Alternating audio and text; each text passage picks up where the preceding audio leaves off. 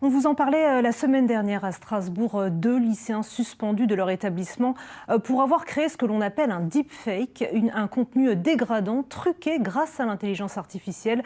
La vidéo très réaliste a provoqué une vive émotion. Écoutez ces témoignages recueillis par Louise Pezzoli et Vincent Roy.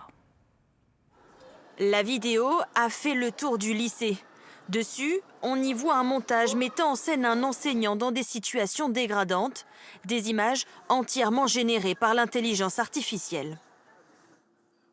Sur la vidéo que j'ai vue, il y avait un professeur qui se déshabillait devant la classe et sur les autres vidéos que je n'ai pas vues, enfin on m'a raconté, c'était à partir de photos du gala qu'on a fait en début d'année et donc il y a un professeur qui prend dans ses bras deux élèves et qui les embrasse une par une.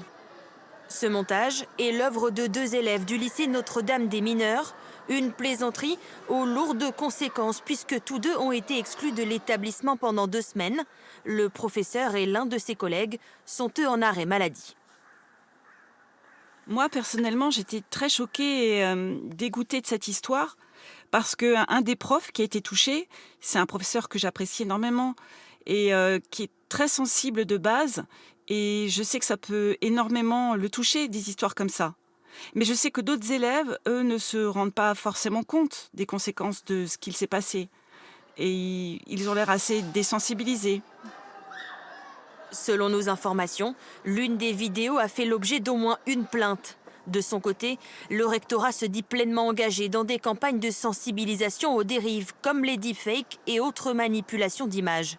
En janvier dernier, le logiciel utilisé par ces lycéens avait déjà été épinglé pour des détournements d'images, comme ici ces femmes mises en scène dans des tenues dénudées. Des pratiques bien connues de cette spécialiste de l'intelligence artificielle. Depuis 2024, elle travaille sur la mise en place de garde-fous pour contrer ces dérives. Un lycéen apparemment de 16 ans peut aujourd'hui créer en 30 minutes avec son téléphone tout ce qui était nécessaire en fait de créer à peu près en 5 ans dans un laboratoire de recherche universitaire.